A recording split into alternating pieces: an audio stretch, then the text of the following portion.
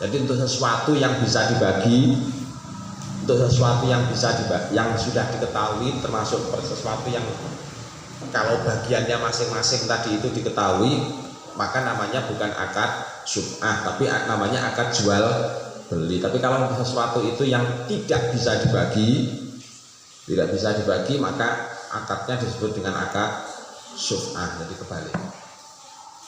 Jadi itu aja. Akadnya termasuk akad syub'ah.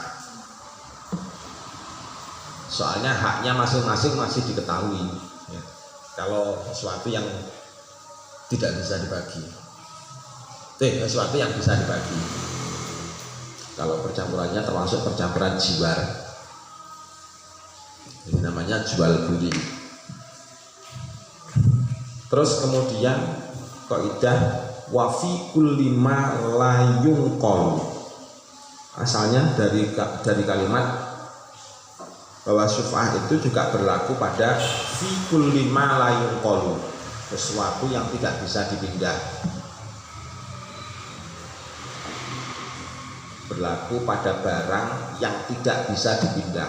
Berarti barang itu bukan barang bergerak, bukan aset yang bergerak. Aset yang bergerak contohnya bukan aset yang bergerak contohnya misalkan rumah, kebun, itu kan bukan termasuk aset yang bergerak. Kalau aset yang bergerak kan aset yang bisa dipindah. Sepeda motor ada 3. Terus kemudian sepeda motor itu dibagi langsung. Ini milikmu, ini milikmu, ini milikmu. Sepeda motornya bisa dibawa ke rumah masing-masing. Berarti asetnya bisa berpindah.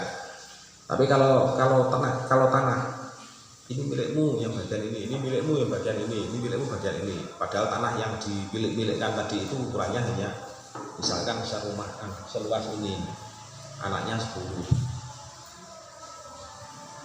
panjangnya 10 meter, berarti masing-masing menerima anaknya 10, berarti 1 meter 1 meter, menerima 1 meter 1 meter.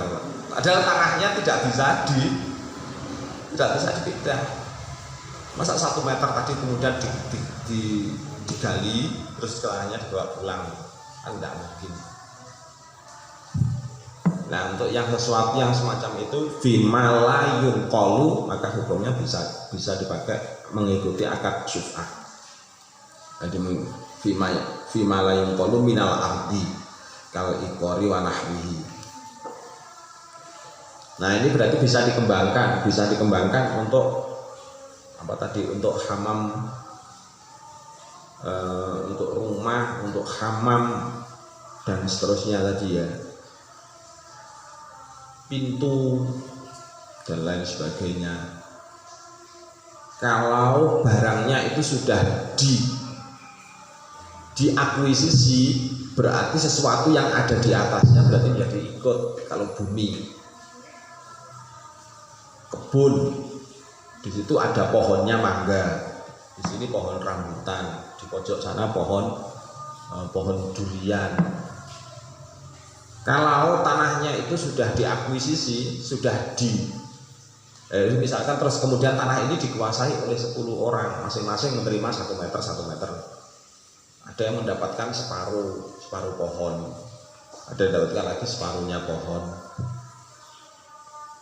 Kalau tanahnya sudah diakuisisi, tanah asalnya itu sudah diakuisisi, maka secara otomatis pohonnya juga ikut diakuisisi. Bukan kemudian tanahnya diakuisisi kemudian pohonnya tidak diakuisisi.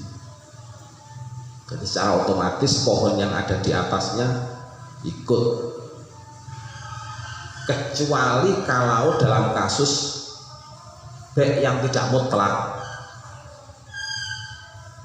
Kalau masuk dalam kasus baik mutlak. Kalau dalam kasus baik tidak mutlak atau baik muqayyadah apa baik muqayyadah itu? Baik muqayyadah itu baik yang bagaimana? Baik muqayyadah itu baik yang bagaimana?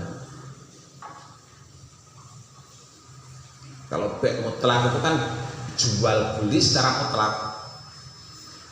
Saya jual tanah ini, berarti apa-apa yang ada dalam tanah itu ikut terjual.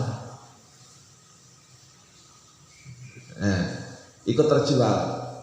Itu namanya bek mutlak. Tapi ada bek yang sifatnya muqayyadah, jual beli tapi sifatnya terbatas. Apa yang sebabnya? Apa yang yang menyebabkan kondisinya menjadi terbatas? Apa kira-kira? Saya jual tanah ini, ternyata pohonnya kok enggak. Pohonnya tidak ikut terjual. Apa kira-kira yang menyebabkan pohonnya tidak ikut terjual? Ya disebabkan adanya pengecualian. Jadi disebabkan adanya pengecualian, ada syarat. Saya jual tanah ini ke kamu, tapi dengan syarat pohonnya yang itu mau saya tebang, mau saya pergunakan untuk membangun rumah. Berarti ini kan namanya dengan syarat. Nama bek yang demikian itu namanya bek muqayyadah atau bek bisyartin. Jadi jual beli dengan syarat. Jual beli dengan syarat semacam ini hukumnya boleh apa tidak? Hukumnya boleh. Saya jual sepeda ini kecuali ban depan. Boleh apa tidak? Boleh.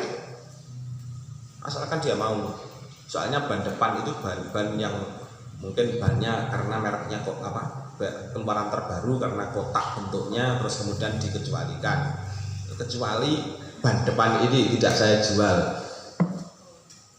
Jadi ban depannya itu setelah begitu transaksinya jadi, ban depannya dilepas diganti dengan ban lain. Berarti namanya bek bisyartin, jual beli dengan syarat. Hukumnya boleh apa tidak? Dalam kasus ini hukumnya adalah boleh. Tapi dalam kasus tertentu nanti hukumnya juga tidak boleh. Jual beli dengan syarat. Nah yang itu dulu. Allah alam shawab. Al-Fatihah.